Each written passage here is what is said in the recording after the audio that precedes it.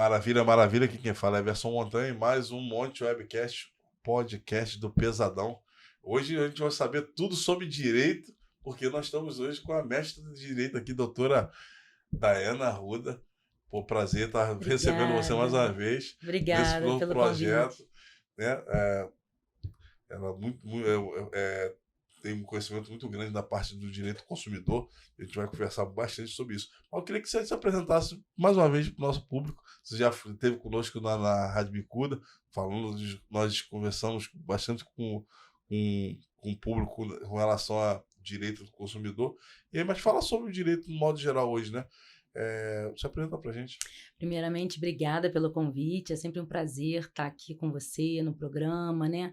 E poder disseminar um pouquinho de direito, né? Porque a gente percebe que a nossa sociedade é um pouco carente.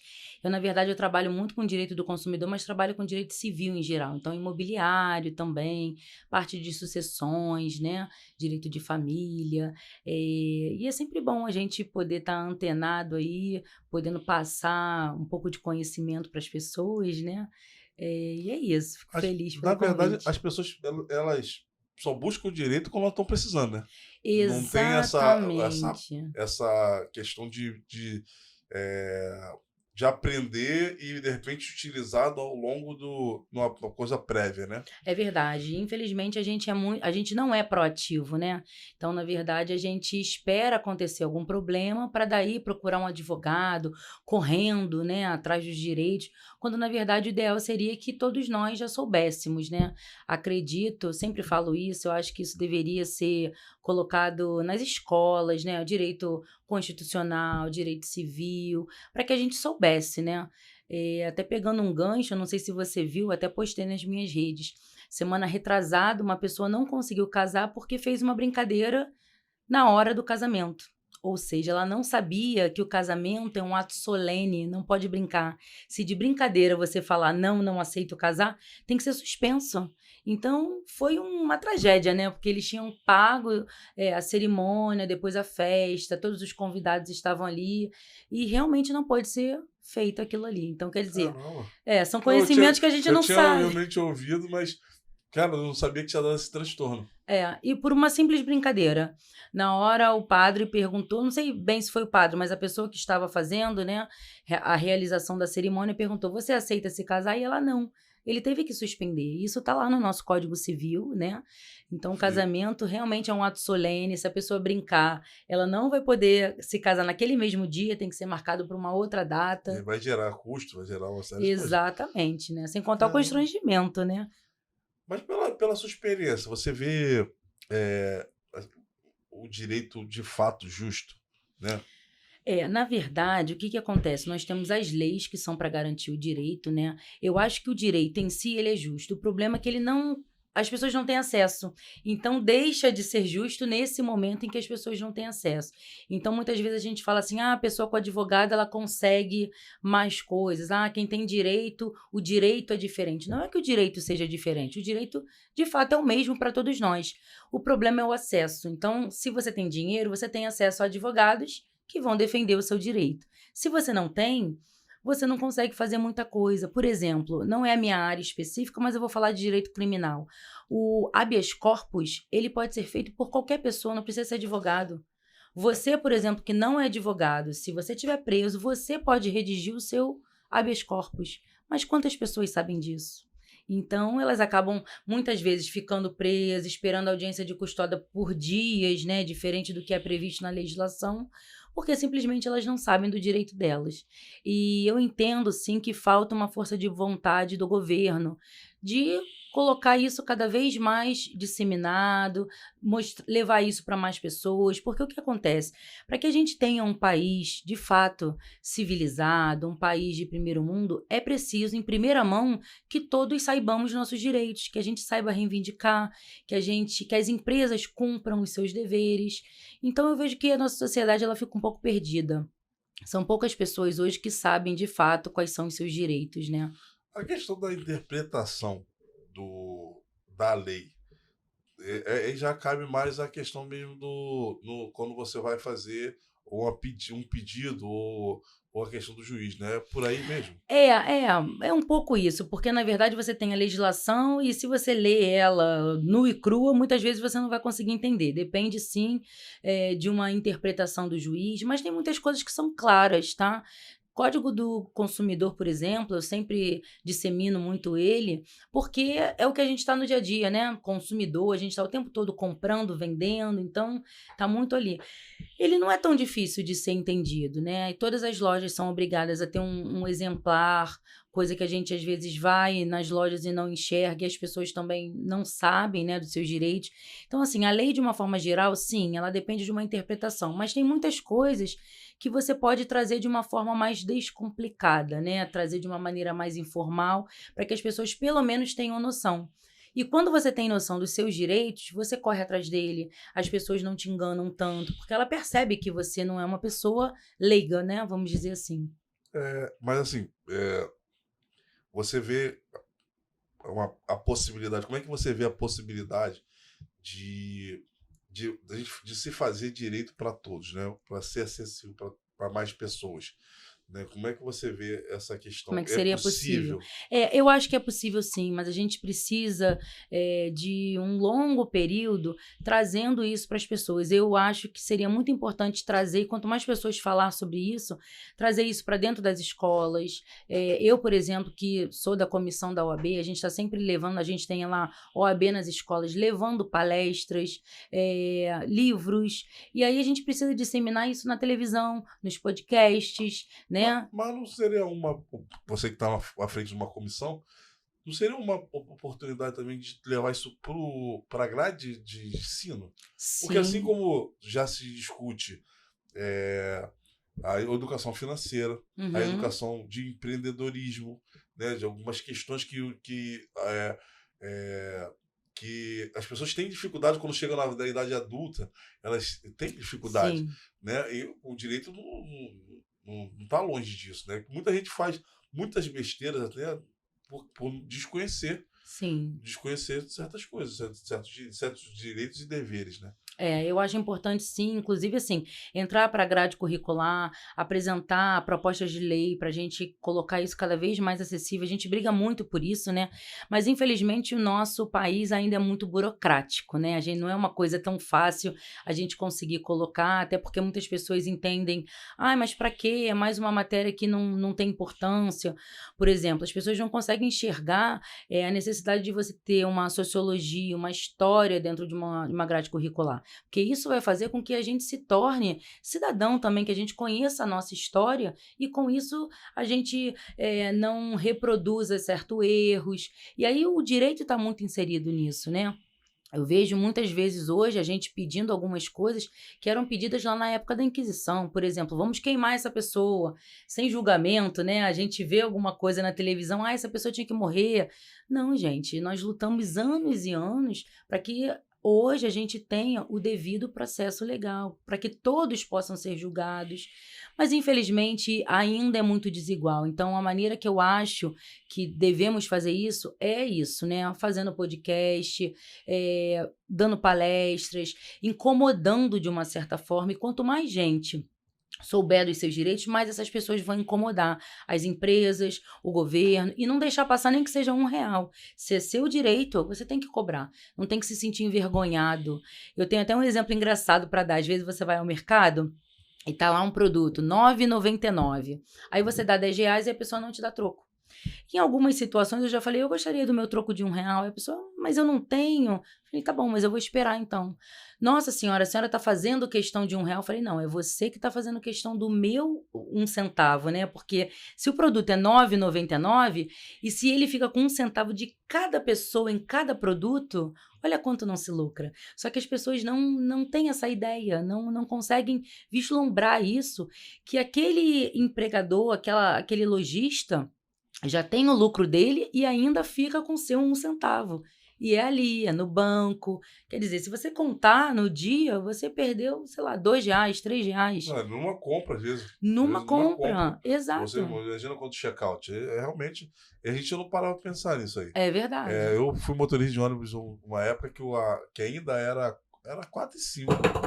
era 4,5 a passagem, e a gente não tinha o troco, diferente do mercado que gera troco toda hora e você está no estabelecimento. A empresa não dava troco para a gente trabalhar. Então a gente acabava ficando com o troco, aqueles 10 centavos que a pessoa, 5 centavos, que a pessoa deixava de pagar porque a gente não tinha os 5 centavos para dar de troco, a gente acabava ficando mesmo. Mas porque a empresa não dava suporte. Mas no caso do mercado, não. O mercado está direto ligado ao banco, tem uma tesouraria do lado. Então, assim, mas realmente essa questão e até nesse caso do ônibus, você falou bem, você que estava ali trabalhando, as pessoas realmente não têm culpa, o trabalhador. Mas essa empresa, ela deveria dar o troco, Sim. né? Porque acaba que ela fica com esse valor, que vocês não podem ficar, vocês acabam repassando tudo para eles. Então, também é complicado isso, né? Quer dizer, a gente tem que fazer notificações. Então, eu acho que a maneira da gente conseguir ter melhor harmonia, né? Com que as pessoas saibam mais, é cada vez mais disseminando isso, colocando isso nas rádios, em podcast, na televisão, nas escolas, dando palestras, né, sobre isso, para que a gente possa fazer com que mais pessoas saibam sobre seus direitos. E muitas coisas simples. Por exemplo, nós temos a questão do couvert artístico.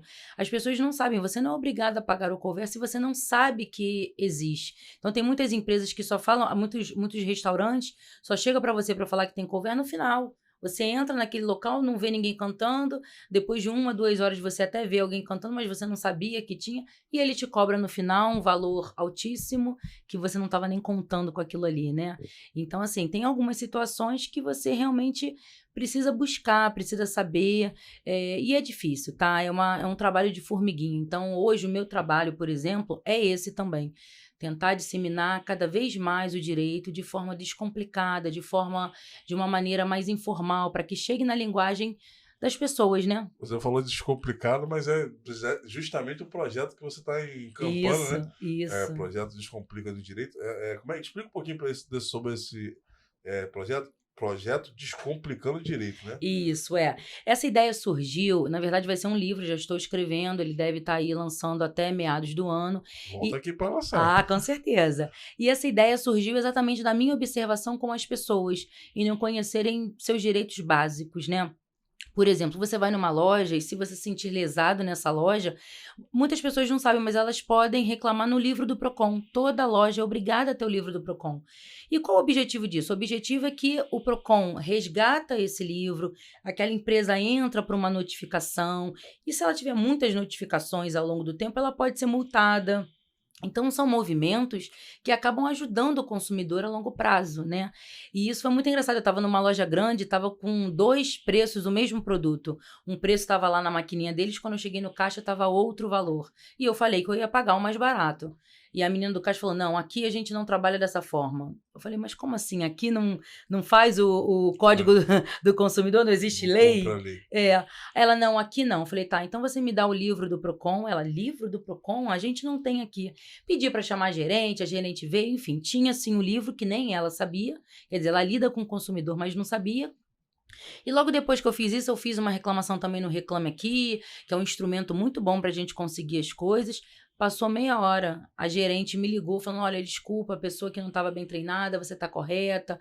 Ou seja, se eu não tivesse falado nada, nem reclamado, ia ficar por isso mesmo.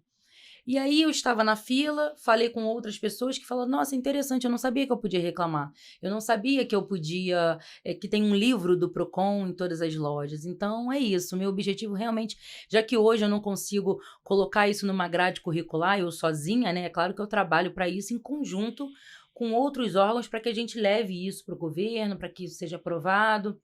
Mas enquanto isso, eu acho que eu posso fazer minha parte, que é disseminar. Eu tenho um canal no Instagram, no YouTube também, que eu passo informação, dicas de direito o dia todo.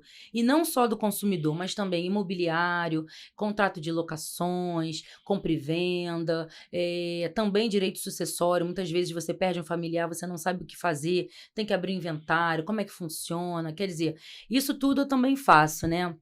E é bem interessante, surgiu essa minha ideia de colocar todos esses direitos de uma forma descomplicada. Eu estava conversando certa vez com uma pessoa que falou, nossa, doutora, você poderia me ajudar? A minha sentença transitou em julgado, eu não sei o que eu faço. ela não sabia a terminologia. Então, assim, eu quero trazer isso também. Transitar em julgado nada mais é que a sua sentença chegou ao fim, não cabe mais recurso. A partir dali, a sentença tem que ser cumprida. Se ela foi favorável a você, o réu tem que ir lá pagar o que te deve. Se ela não foi favorável, você talvez tenha que pagar. Mas nada mais é do que a sentença ter terminado. Acabou aquela parte. E às vezes as pessoas, os advogados, as pessoas do direito, elas são um pouco elitistas, eu vejo isso. O direito ainda é tratado de uma forma muito elitista no nosso país. E eu acho que é por isso que pessoas mais simples, mais humildes, não têm acesso e acham que elas estão à margem desse direito. Eu escuto pessoas falando assim, o direito não é para mim.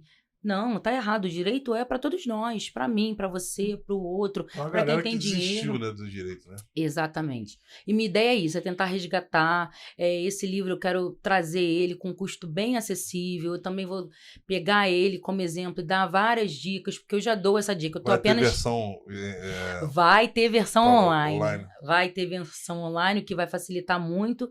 E chegar mesmo nos locais. Eu vou dar alguns exemplares dentro de bibliotecas públicas, para que as pessoas realmente saibam, né? Possam consultar aquilo ali, direito básico das mulheres, de ter acompanhante quando vai ter o seu neném. A gente vê algumas atrocidades acontecendo porque as pessoas, de fato, não sabem seus direitos, né? Então, meu objetivo é esse. Eu queria que você pudesse me passar, pelo menos aí, cinco itens, como você falou agora do tramitado julgado, pelo menos 5 itens que poderiam estar nesse teu exemplar, que a gente possa estar Conversando, tirando, né? descomplicando. Vou descomplicar uma coisa que é importante. Hoje em dia, muitas pessoas estão querendo comprar seu primeiro apartamento, né? E muitas não sabem. Mas para o primeiro imóvel, você tem desconto de 50% de imposto. As pessoas não sabem disso, o órgão também não vai te passar isso, então você precisa chegar na hora de averbar o seu compra e venda, falar, olha, é meu primeiro imóvel, hein? Eu sei que eu tenho direito aí a 50% de desconto. Porque se você não falar nada, você não vai receber. Então, isso é uma dica bem legal. Eu mesma comprei há pouco tempo, foi o meu primeiro imóvel. E isso no cartório? No cartório, Você tem desconto lá na Lei de Registros Públicos, fala que você precisa ser o primeiro imóvel e ele precisa estar sendo financiado pelo Sistema Financeiro de Habitação. Então, se você está financiando o seu imóvel e ele é o primeiro, você tem direito a esse desconto. E que é um desconto grande, hein? Dependendo do imóvel, dependendo da localidade, tudo isso, mas você precisa saber. Porque se você não sabe... Geralmente é 10%, né? Do IRG. São 50%. Não, o desconto é de 50%. Mas 10% é o valor do documento. Do desconto que você vai ter. Então, vamos supor, eu comprei uma casa agora e a verbação dela, para eu poder colocar no meu nome, custa R$5.000. Um exemplo. Eu só pagaria R$2.500. Mas é um bom desconto. É um bom desconto, porque é um desconto minimamente, assim, de R$1.500 para cima. Quer dizer, que você faria outras coisas, né? Uma boa dica que eu acabei de falar também é a questão do cover artístico. A pessoa tem que saber que, se não tiver nada colocado lá, que ela tem que pagar, qual é o valor, ela pode dizer que não vai pagar. Assim como a questão dos 10%. A gente sempre vê lá na conta, mas é muito importante saber que os 10% não é algo obrigatório. Se você não quiser pagar, você não é obrigado, né? Essa questão aí do casamento também é bem interessante, né? A pessoa acha que pode brincar, fazer alguma coisa, então é importante saber que não pode ter brincadeira, é importante a pessoa ter essa consciência. E uma coisa bem legal que surgiu no ano passado pelo Banco Central foi a Resolução 103. Isso daí é para evitar golpes no Pix. Então, não sei se você está acompanhando, mas tem muitas mudanças aí tramitando em relação ao Pix, mas essa especificamente é o mecanismo de devolução. Como é que funciona? Você sofreu uma fraude, alguém mandou mensagem pelo WhatsApp, mandou você fazer aquela transferência, seu familiar caiu nessa situação. Eu caí. Caiu, né? Então, serve para você. Vamos ver se você fez isso. Imediatamente você abre um registro de ocorrência na delegacia, online. Muitas pessoas às vezes falam, eu não quero ir até lá, é longe. Não precisa. Aqui no Rio de Janeiro, eles fazem esse registro de maneira online. Uma vez que você está com isso, você liga imediatamente para o seu banco, para a instituição financeira, fala que você sofreu um golpe, a instituição financeira vai abrir um protocolo, um procedimento, e vai informar a outra instituição que recebeu esse dinheiro. Então, esse dinheiro ele vai ficar meio que bloqueado, suspenso durante 72 horas para eles fazerem essa análise e eles vão entrar em contato com a outra pessoa. Vão analisar, tem um prazo de até 7 dias para fazer essa devolução e se de fato concluírem pela fraude ou se o dinheiro ainda estiver lá, você consegue receber de volta, coisa que não tinha esse procedimento. O mais importante é você avisar a instituição financeira imediatamente, porque se você demora 1, 2, 3 dias para avisar, a pessoa já fez a retirada desse dinheiro. No meu caso, foram um eletrodoméstico foi posto à venda, uma pessoa clonou o Instagram de uma pessoa da igreja nossa, e aí a gente primeiro ela mandou uma mensagem, a gente ignorou, aí minha esposa gostou do item e falou, pô, vamos saber o que é. Aí foi buscar saber, foi procurar saber, aí falou, ó, o valor é X, eu posso ainda parcelar. Pô, o bagulho foi absurdo, mas a gente, como era amiga, a gente não se ligou. Aí beleza. Aí foram R$700 no primeiro momento. Ela falou, ó, mas se você de repente botar mais 300, a gente de repente parcela mais um pouquinho e ainda entrego na tua casa. Aí assim, aí ela falou, não, beleza. Pô, mandando R$1.000 pra mulher. Aí depois, parece que tá uma coisa. Um segundo depois, ela já desfez tudo. Desfez o WhatsApp, desfez a telefone, desfez tudo. Aí nós fomos procurar saber como é que se dava. Aí a gente procurou a instituição primeiro e a instituição falou que não tinha o que fazer. Aí nós fomos na delegacia, porque a pessoa também estava. Não foi só a gente que estava sendo lesado.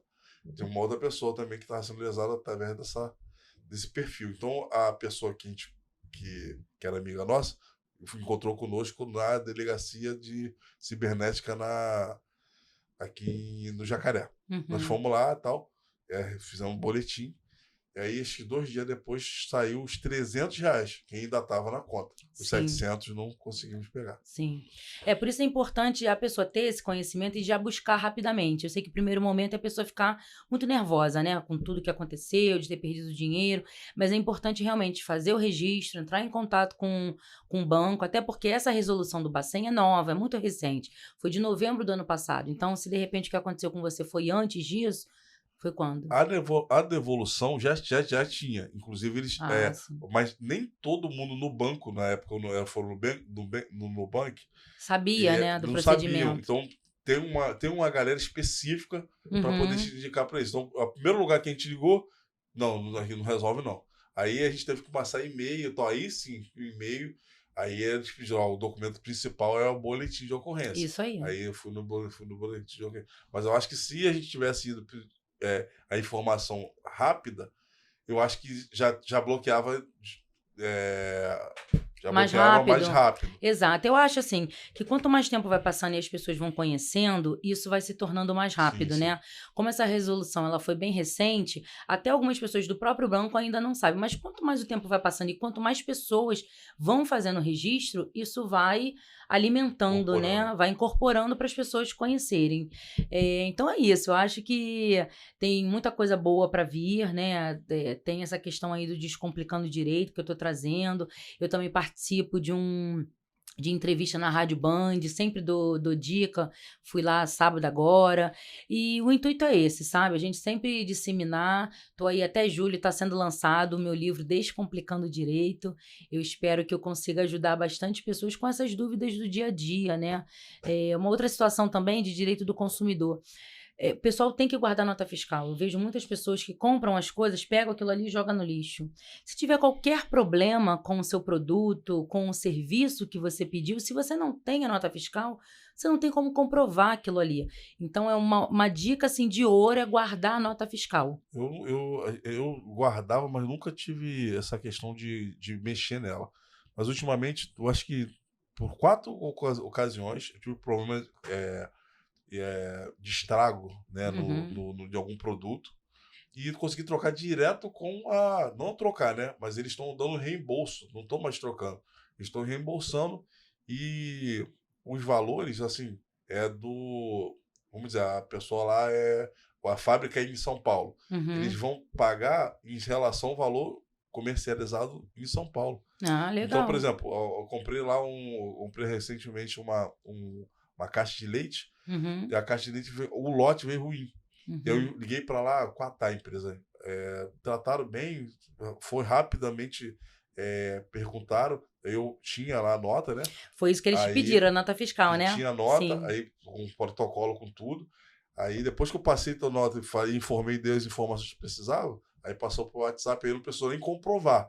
Mas se tivesse comprovar, eu tinha como comprovar. Mas através dos dados que eu dei, eles já conseguiram matar lá pediram 10 dias, mas pagaram em 2 dias os valores tudo bonitinho. Quer dizer, o atendimento foi até bacana, tá vendo? Até para não expor, né? Não ter exposição. Sim. Mas é isso, você tinha nota fiscal e você reclamou. Tem muitas pessoas que falam, não tenho mais a nota fiscal, deixa para lá, vou comprar outro.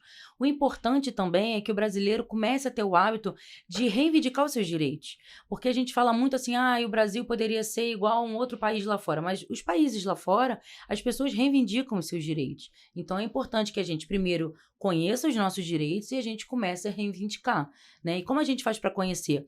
Buscando, né? Hoje em dia a internet está muito disseminada também, muitos sites gratuitos, como o meu, por exemplo, no meu Instagram, a informação é toda gratuita, tudo que está lá. Esse livro que eu estou fazendo vai vir com preço bem acessível, exatamente para chegar ao maior número de pessoas. Eu quero que ele seja um livro de cabeceira. Poxa, o que eu faço na situação tal? Então, eu vou dividir por questões assim, questões de consumo, questões locatícias, imobiliárias. Vai ser uma espécie de dicionário, né? Dicionário do direito, isso aí. Pô, bem bacana, bem bacana. Doutora, eu sei que o tempo está um pouco limitado, mas eu queria que você trouxesse essas considerações finais e rede social, como é que faz para te encontrar, e pode dar a prévia do lançamento também, para a gente poder já ficar ligado e receber você de novo. Primeiramente, quero agradecer a oportunidade mais uma vez, é sempre muito bom ter essa oportunidade de disseminar o direito, falar sobre direito, né? Fazer com que as pessoas saibam que direito não precisa ser tão elitista. Então, assim, quero que as pessoas busquem mais os seus direitos, porque se todos nós soubermos, né, do que é da nossa essência, do que foi feito para todos nós, o nosso país vai caminhar melhor, com certeza, né? Então, estou à disposição, trabalho na área civilista, sou mentora também da área civil para algumas pessoas que são novas no direito, alguns advogados que começaram agora, e até para outros advogados um pouco mais antigos, mas que não estão tão atualizados. Então, eu faço mentoria também, já tenho aí alguns mentorados que estão melhorando na carreira, né? E esse livro realmente vai vir aí para descomplicar o direito de uma forma geral. Então, o lançamento dele está previsto para julho desse ano. Vou me apresentar também na Bienal, na Flip. Então, vai ser bem bacana aí. Minhas redes sociais, Instagram, Daiana Arruda Advogada, telefone 21 996667423. E-mail é contato@daianaarrudaadvogada.com.br. Maravilha. Você deu o telefone? Telefone, sim. Eu vou repetir. 21 99666 7423. Maravilha. Dá uma meta de like aí para esse vídeo. Olha, tô esperando pelo menos uns 2.000 likes. Aí, ó, 2.000 likes, é o desafio aí. Vamos, gente. 2.000 likes, desafio da doutora Daiana Arruda, pra gente poder... Ó, e aproveita aí para se inscrever no canal, comentar. Se tiver pergunta, pode fazer que eu repasso aqui para ela. Isso aí. Doutora, obrigado pela tua participação. Eu espero essa hora de volta aqui no Monte Webcast. Esse foi mais um vídeo para vocês. Espero que você tenha gostado. Se inscreve no canal mais uma vez. Um beijo do Pesadão.